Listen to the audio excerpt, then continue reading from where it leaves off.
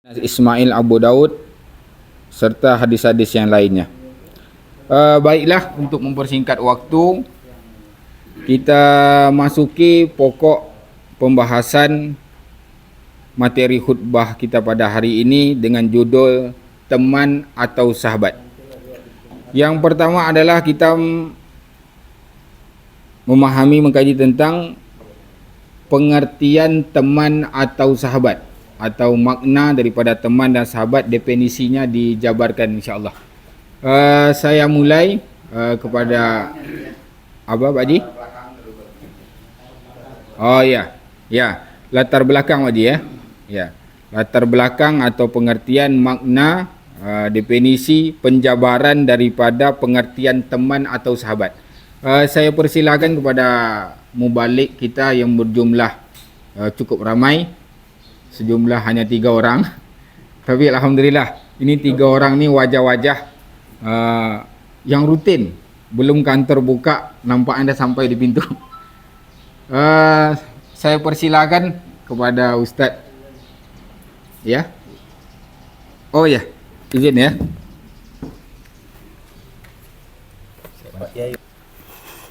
Assalamualaikum warahmatullahi ta'ala wabarakatuh. Waalaikumsalam warahmatullahi.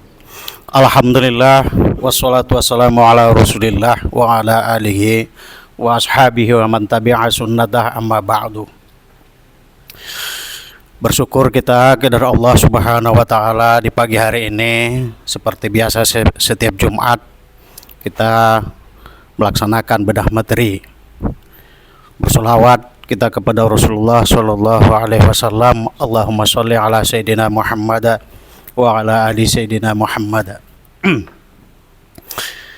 Yang sama-sama kita hormati Bapak Pengurus IMBU serta jajaran, begitu juga kepada rekan-rekan asatidz. Alhamdulillah, sebelum kita mulai, yang jelas moderator tadi sudah menyampaikan untuk tema kita adalah teman atau sahabat. Kita masuk kepada latar belakang ya.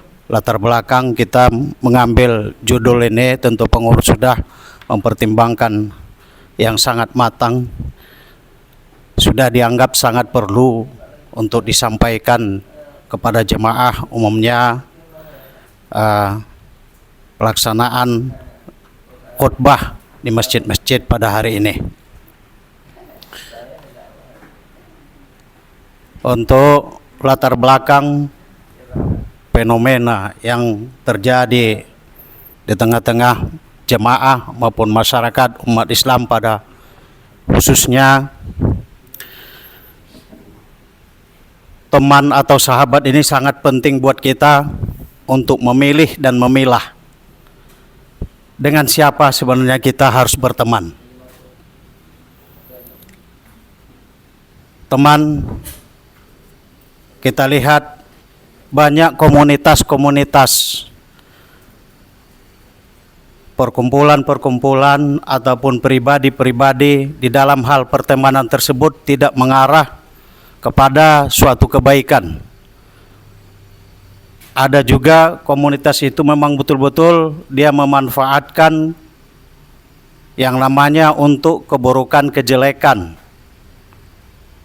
Jadi ini yang beredar, yang terjadi di tengah kalangan masyarakat, sangat perlu sekali kita mengingatkan bagaimana seharusnya seseorang memilih teman yang baik. Karena untuk mencapai suatu tujuan sudah pasti ada sesuatu yang harus kita persiapkan, berupa bagaimana caranya kita bisa sukses di dalam suatu pergaulan ataupun di dalam suatu komunitas. Agama Islam kita pasti mengajarkan bagaimana cara berteman, bagaimana memilih teman yang baik. Jadi untuk itu di antara kita, masyarakat maupun jemaah, banyak yang hampir melenceng. Sebenarnya kalau dipersenkan memang lebih banyak yang benar, lebih banyak yang bagus. Tapi walaupun demikian, karena kita selaku mubalik, kita adalah uswah di tengah-tengah masyarakat. Jadi kita memberikan contoh bagaimana cara bergaul atau memilih teman yang baik. Untuk itu saya rasa latar belakangnya itu, saya rasa itu saja. Billahi taufik wal hidayah. Assalamualaikum warahmatullahi wabarakatuh. Makna daripada teman itu apa? Silakan, sebentar dulu, sikit lagi. Hormati. Seperti tadi, kita memilah dan memilih teman untuk suatu kebaikan, yang mana tujuan kita adalah mencapai kesuksesan, yang mana di dalam agama Islam tidak lain tujuan kita adalah mardotillah. Semua aktivitas tingkah laku kita adalah disukai Allah, ridho kepada kita. Jadi bagaimanapun teman itu pun harus kita cari, kita pilah dan kita pilih bagaimana teman yang betul-betul diridhoi Allah Subhanahu wa taala. Apa sih yang dinamakan dengan teman? Ya. Ataupun pengertian daripada teman tersebut. Ya, benar, makna ya. Pengertian teman menurut terminologi daripada bahasa, bahwa teman tersebut adalah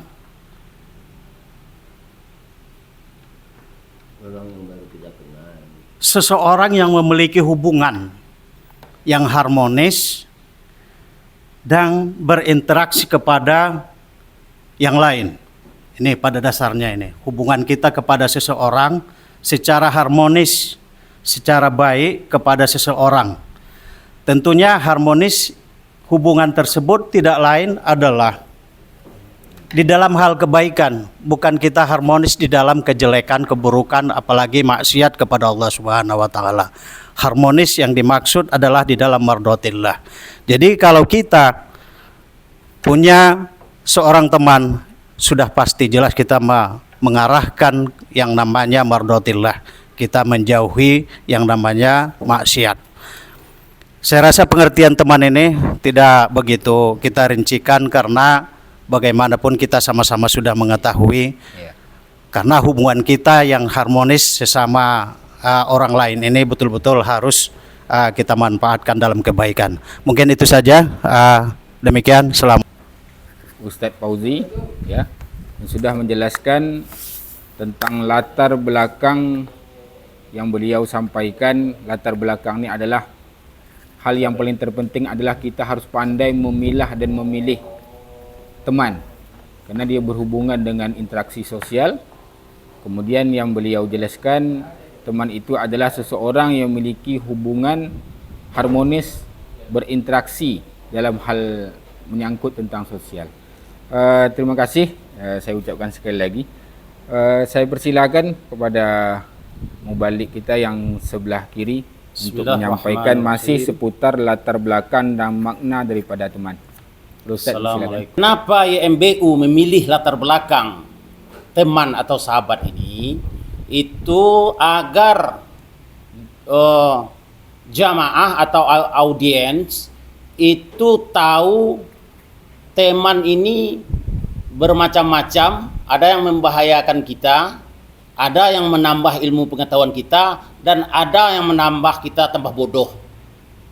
Jadi harus tahu jamaah tuh, jangan asal-asal berteman. Rupanya pengedar narkoba, dia tertangkap, kita terkurung.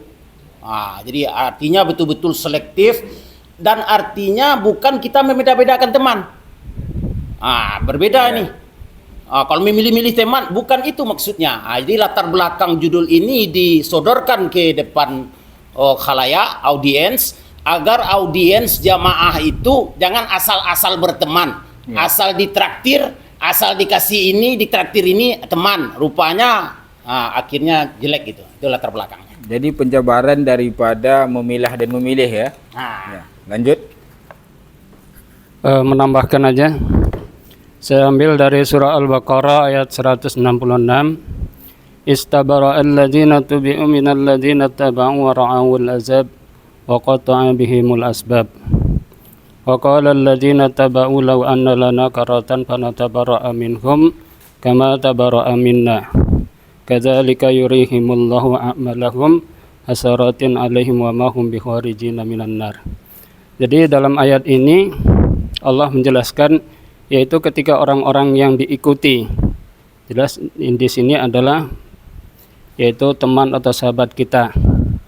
Karena senantiasa kita bergaul dengan mereka, hampir sama, mirip, yaitu kelakuan kita, bahkan adab sopan santun kita hampir sama dengan mereka. Karena kita selalu mengikuti komunitas kita. Jadi teman ini adalah suatu komunitas dalam kehidupan kita yang senantiasa setiap harinya kita bergaul dengan mereka. Padahal setiap diri kita akan mempertanggungjawabkan apa yang kita perbuat. Apakah kita mengikut atau kita berbuat karena niat dari hati kita sendiri.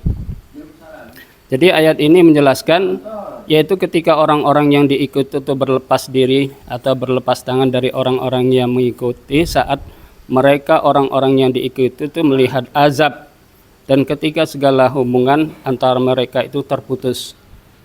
Jadi orang yang diikuti tadi itu yang sudah menjerumuskan kita ke dalam neraka, akhirnya kita menjadi orang yang menyesal karena mengikuti jejak teman kita. Jadi ini pentingnya kita menjelaskan bagaimana kita tidak merugi di dunia, tidak merugi pula di akhirat disebabkan pertemanan atau persahabatan kita yang kita perbuat di permukaan bumi ini. Barangkali ini untuk menambah, yaitu wawasan kita untuk menyampaikan betapa pentingnya kita menyampaikan khutbah Jumat berjudul sahabat atau teman.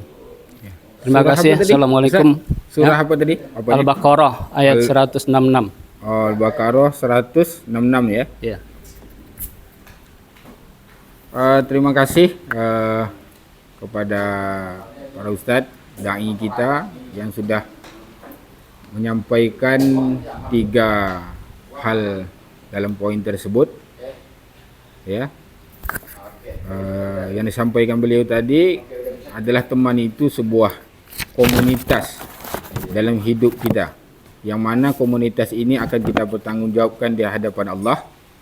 Dan juga tadi disampaikan oleh ustaz kita juga, karena akan berdampak bahaya, atau ada teman yang membawa kita bodoh gitu Ustaz ya. Ya, ada yang membawa kita bodoh. Dah bodoh diperbodoh lagi. Jadi yang paling banyak saat ini adalah teman yang dianggap baik adalah teman yang sering membenarkan tindakan teman itu. Padahal tidak baik. Kebanyakan kan seperti itu. Ini teman yang baik nih, kena dia membenarkan aku katanya. Padahal salah. Jadi ini sebuah latar belakang yang sudah kita simpulkan bersama-sama. Kemudian kita lanjut pokok pembahasan yang kedua. Seseorang itu mengikuti agama temannya.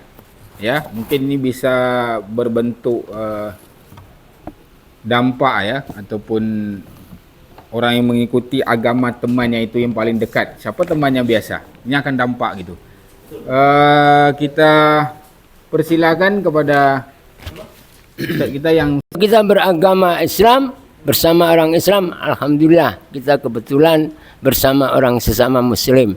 Kebetulan kita bersama agama lain, kita boleh. Tetapi dengan agama yang lain kita harus memilah temannya ya. Ar-rajulu ala dini khalilihi falyanzur ahadukum may yukhalil. Seseorang itu tergantung agama temannya, teman dekatnya. Oleh kerana itu hendaklah kalian memperhatikan dengan siapa dijadikan teman dekat. Ya. Alhamdulillah kita lihat ustaz kita makin bertambah. Selamat datang kepada Ustaz Riana dan Ustaz Syahril Gunawan. Waalaikumsalam warahmatullahi wabarakatuh. Terima kasih Pak Moderator. Langsung saja, seseorang itu mengikuti agama temannya adalah, ini kan hadis Abu Hurairah. Maksudnya adalah, kalau kita ingin melihat siapa seseorang itu, jati diri seseorang itu, maka lihatlah dengan siapa dia berteman. Artinya, sebagaimana Nabi juga pernah menyampaikan dalam hadisnya bahwasanya kalau kita ingin memilih teman, pilihlah teman itu penjual minyak wangi. Setidak-tidaknya paling rendahnya kita mendapat harum wanginya. Sebagaimana pula dalam hadis itu, jangan pilih teman tukang besi. yang paling jauh dapat kita di situ baunya, asap daripada api itu. Artinya seorang itu mengikuti agama temannya apabila kita banyak berteman dekat, terlalu dekat tanpa batasan dengan orang yang jahat, maka kita sebagaimana banyaknya ibadah kita beramal soleh, tapi kita tetap dikatakan orang kita orang yang jahat karena pengaruh teman tadi. Sebaliknya, walaupun kita mungkin preman, walaupun kita orang yang jolim mungkin, tapi apabila kita berteman dengan orang yang soleh atau ulama, maka kita akan dikatakan seorang yang soleh atau ulama. Makanya itu seorang itu mengikuti agama temannya, artinya kita ini masuk sosial, makhluk sosial yang tidak bisa lepas dari orang lain. Jadi kita dinilai dari orang, gitu. Mungkin ini sebagai tambahan. Assalamualaikum warahmatullahi wabarakatuh. Islam bersabda,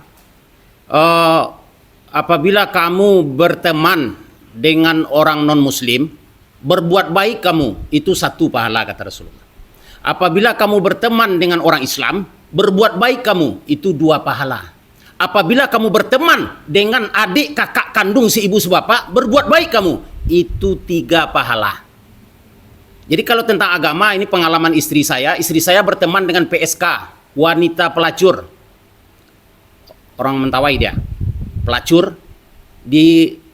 Tahu istri saya, kebetulan tetangga kami, pelacur PSK. Jadi ditemani oleh istri saya pelacur itu, sampai pelacur itu jadi mu'alaf, belajar ngaji, dan dibilang istri saya, kalau kita udah masuk Islam, ibu carikan jodoh ya. Jadi jangan kota ganti laki-laki ya. Dicarikan jodoh. Udah punya anak, bahagia hidupnya sekarang. Artinya jangan kita memandang jelek. Oh, ini profesinya pelacur, jangan ditemani. Enggak begitu orang Islam. Temani dia, pengaruhi dia dengan kekuatan Islam. Jadi kalau ingin berteman, carilah teman yang mendekatkan kita kepada Allah dan mendapat ridho Allah. Itu aja. Ya, Ustaz, ya. Dan namanya persekutuan. Nah, ini bersekutu ya. Dan biasanya kalau kita berteman dengan orang yang suka gosip, hanya mendengar aja kita sudah bersekutu dengan masalah yang kejahatan itu. Dan apabila kita melihat teman kita berbuat jahat, sedang kita diam aja, kita sudah bersekutu dengan kejahatan. Barangkali inilah salah satu, yaitu almar'u alal khalili ala dini khalili falyanzur mayu khalil. Jadi hendaklah kamu memperhatikan dengan siapa kamu berteman. Jadi kalau teman itu seperti yang disampaikan Ustadz tadi, kalau kita memang sudah kokoh pendirian kita dengan apa yang baik itu, perlu kita berteman, tapi kita kuat dengan pendirian kita untuk menyampaikan kepada kebaikan. Dan kita tidak bersekutu dengan kejahatan yang ada pada teman kita. Barangkali ini yang sebagai tambahan dari saya. Assalamualaikum warahmatullahi wabarakatuh. Yaitu perumpamaan berteman dengan yang baik dan berteman dengan orang yang buruk. Jadi apa umpamanya seperti apa? Ya, saya persilakan kepada mubalik kita sebelah kanan. Wabarakatuh. Waalaikumsalam warahmatullahi. Terima kasih atas waktu yang diberikan.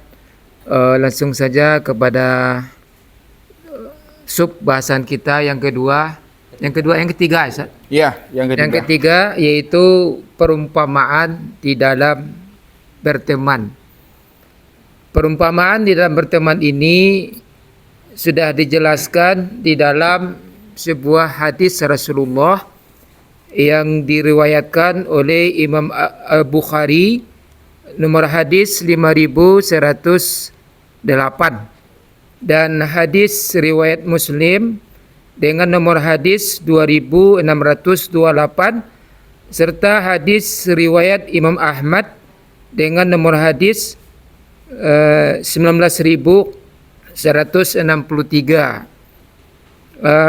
Untuk mengingat waktu, kita akan bacakan saja arti atau mafhum daripada hadis ini.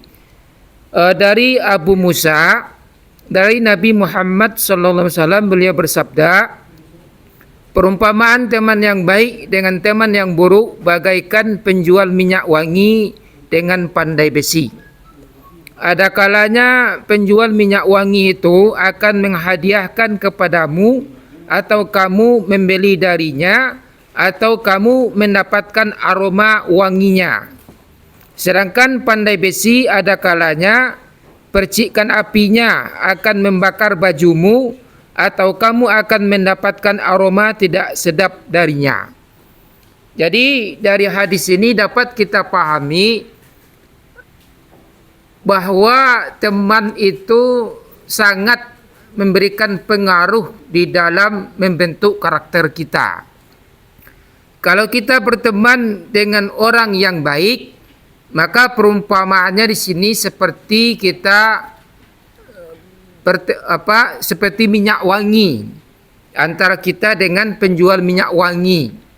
Nah, ada 3 yang kita peroleh di sini. Yang pertama, kita mendapat keistimewaan dengan diberinya hadiah berupa minyak wangi. Yang kedua, kita dapat membeli kepada minyak wangi itu minyak wangi yang dijualnya. Dan yang ketiga, setidak-tidaknya ketika kita dekat dengan penjual minyak wangi, kita mendapatkan percikan ataupun aroma dari baunya. Nah, itu sudah memberikan suatu nilai positif bagi kesehatan jiwa kita. Kemudian sebaliknya, kalau kita berteman dengan teman yang jelek, maka diumpamakan seperti kita berada atau berkawan dengan pandai besi. Nah, kalau kita mendekat, dia lagi bekerja, nah, bisa-bisa kita kena percikan dari apinya. Dan setidak-tidaknya aroma busuk dari pekerja pandai besi itu yang kita dapat. Nah, inilah barangkali yang bisa kita pahami dari perumpamaan berteman. Demikian saja, terima kasih. Berarti berteman nih sama orang wangi nih, bajunya wangi gitu. Kemudian kalau berteman sama orang yang buruk, bagaikan orang penjual besi, ya, walaupun dia tak membantu mungkin pandai besi itu, tapi bau besi dibakar itu sampai ke bajunya, atau bajunya bisa sobek karena percikan api. Nampaknya kalau untuk perumpamaan cuma itu saja, tak ada perumpamaan lain ya. Ya, dalam hadis cuma 2 poin itu. Kita lanjut poin yang keempat, yakni tentang akibat kalau salah memilih teman. Saya persilakan kepada Ustaz Riana ya menyampaikan. Warahmatullahi wabarakatuh. Baik, Bapak Ustadz sekalian, khususnya kepada moderator dan Bapak Ketua yang kita hormati. Tentu pada sub pembahasan yang terakhir ini, bahwa akibat salah pilih teman, dari kata-katanya saja salah pilih, maka sudah terbayang oleh kita, artinya kita sudah salah pilih, maka tentu ada sebab dan akibat. Kenapa terjadi sesuatu ini? Karena ada sebabnya. Maka sebabnya inilah yang pertama, kalau sudah terlanjur, maka segera kembali ke jalan yang benar. Kalau belum masuk, belum terlanjur, artinya ini kita bersyukur sudah bisa mawas diri. Artinya kita tidak terjerumus atau mudah-mudahan tidak sampai jauh tentang masalah salah pilih teman ini. Nah, tentu akibatnya apa? Tentu kita bisa mengibaratkan contoh yang lain. Kalau kita salah makan misalnya, maka perut kita sakit. Ya, sesuai. Kalau kita salah minum, kita inginkan air dingin, air biasa, tiba-tiba terminum air panas, maka kita pun terkejut, ada luka di bibir kita, panas bibir kita, dan segala macamnya. Maka salah pilih teman. Teman ini ada yang kadang-kadang suka jajan, ditraktir dia mau, sangat suka sekali traktir. Tapi ketika giliran dia, maka ini sangat berhitung sekali. Maka yang seperti ini menjadi ilmu bagi kita. Apakah kalau kita berada pada posisi dia, nyamankah kita atau tidak? Kalau kita tidak nyaman, berarti ini hal yang tidak bagus. Berarti ini adalah menjadi sebuah koreksi bagi kita. Nah, salah satu teman yang baik itu tentu dia akan memotivasi kita. Ketika kita bersedih, dia tidak meninggalkan kita. Ketika kita jatuh, dia akan segera memberi kita semangat untuk segera bangkit lagi, tidak meninggalkan kita. Apakah itu teman biasa ataupun teman yang khusus dan lain sebagainya. Nah, ketika kita senang, banyak teman itu biasa, tapi ketika kita sedih, maka kita bisa lihat teman yang manakah yang setia, yang baik itu. Nah, teman yang baik itu dia akan selalu bersama kita di dalam keadaan apapun kita. Karena motivasinya adalah karena Allah Subhanahu wa taala, berteman karena Allah. Nah, sementara yang biasa-biasa saja dia akan pergi meninggalkan kita. Barangkali itu saja mungkin tambahan dari saya. Terima kasih. Assalamualaikum warahmatullahi wabarakatuh. Yana, tentang poin akibat salah memilih teman, ya. Mungkin ada tambahan yang lebih terfokus. Ya. Satu lagi. Ya. Ya, silakan. Satu. Menyesal. Dalam Al-Quran disebutkan ya wailata laitani lam attakhiz fulan khulila. Celaka aku. Karena apa? Ya. Dulu dia aku jadikan teman akrabku. Ini dia. Singkat saja. Oke. Ya, terima kasih. Hadir meluangkan waktunya untuk kita bedah materi pada judul pada hari ini. Kepada ketua kita, saya persilakan dengan segala hormat.